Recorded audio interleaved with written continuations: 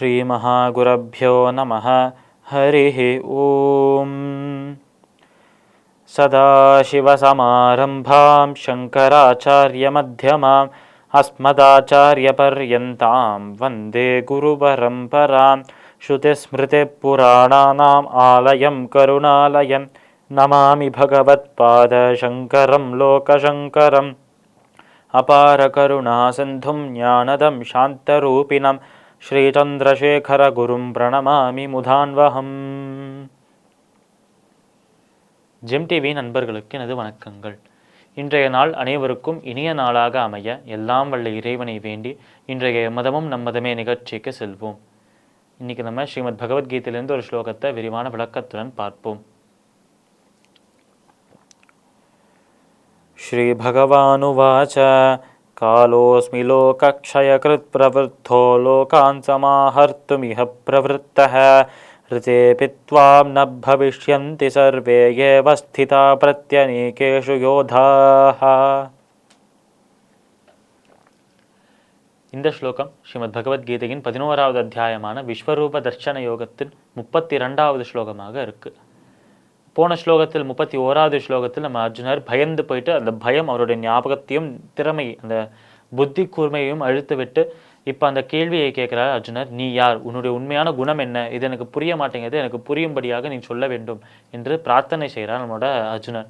அப்படி சொல்லும்போது இந்த இடத்தில் சொல்றார் நம்ம கிருஷ்ணர், அர்ஜுனா நானே சிறந்த காலமாக இருக்கிறேன், சமயமாக இருக்கிறேன். நம்ம டைம் என்று சொல்றோமே, அந்த சமயத்தின் காலத்தின் சுரூபமாக இருக்கிறேன், மகா காலமாக நானே இருக்கிறேன். அனைத்தின் துவக்கத்திற்கும் மத்தியத்திற்கும் இறுதிக்கும் முடிவுக்கும் நானே காரணமாக இருக்கிறேன்.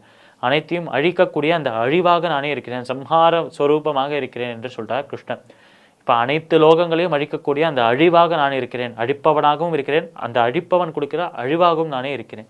இப்படி அனைத்தையும் அழித்து எனக்குள்ள நானே இழுத்துக் கொள்கிறேன் அர்ஜுனா. இப்பொழுது ஒன்று நன்றாக மனதுக்குள்ள ஏற்றிக்கொள். இப்போ நீ இந்த கௌரவர்களை போரில் ஜெயிக்கவில்லை என்றால் அவர்கள் உயிரோடு இருப்பார்கள் என்று நினைக்காதே. நீ அவர்களை தோற்கடிக்கவில்லை, நீ அவர்களை கொல்லவில்லை என்றாலும் அவர்கள் கொல்லப்படுவார்கள் என்று சொல்லிட்டார் நம்மளோட கிருஷ்ணன்.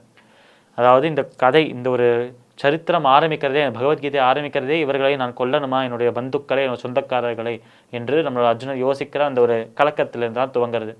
அப்போ கிருஷ்ணன் சொல்றார், நீ இந்த மாதிரி மனதுக்குள்ள குழப்பம்லாம் படாதே, நான் சொல்றதை கேட்டு அவர்களை கொல்ல வேண்டும் என்றால் கொண்டு விடு.